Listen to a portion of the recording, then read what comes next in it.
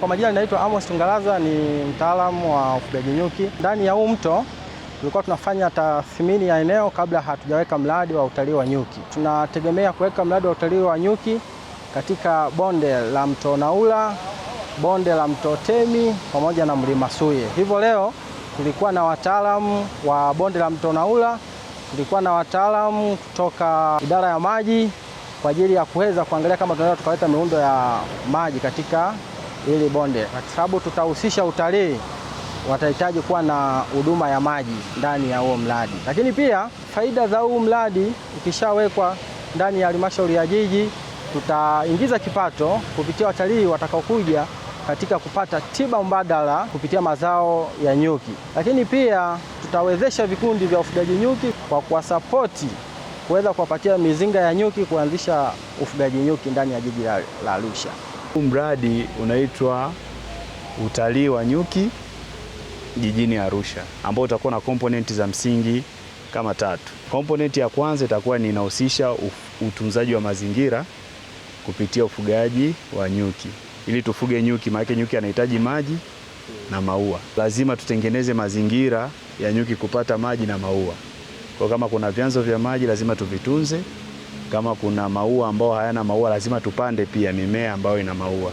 Kwa hiyo komponenti ya pili itahusisha tiba kwa kutumia nyuki na mazao ya nyuki. Inaitwa apitherapy.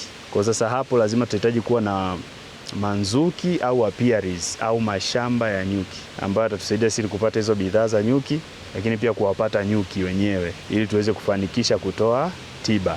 Na nyuki wapo aina mbili.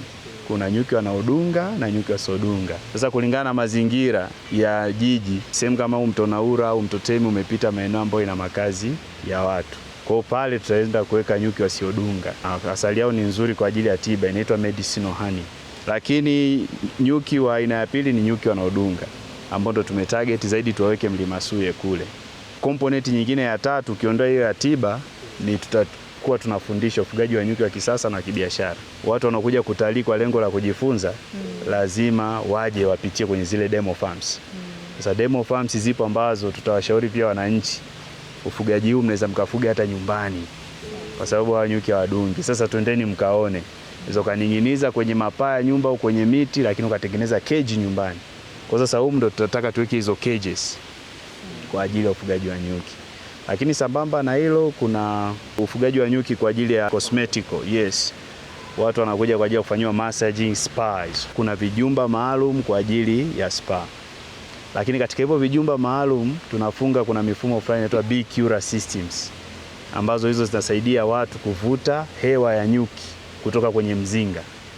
Kwa hiyo kuna vijumba maalum ambavyo tutaviweka. Kwa mfano katika maeneo kama unajenga kibanda cha kitalii, mtu anafika pale anavuta hewa inayotoka kwenye mzinga wa nyuki, ambayo hiyo pia ni tiba.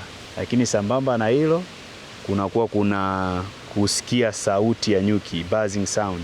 Ile pia ni tiba, ni therapy. Kwa tutafunga hiyo mifumo pia ambayo mtu anaweza kaja amerelax mwenyewe kwa sehemu yenye utulivu kama hii, anavaa headphones, anaanza kusikia sauti za nyuki kwenye mizinga.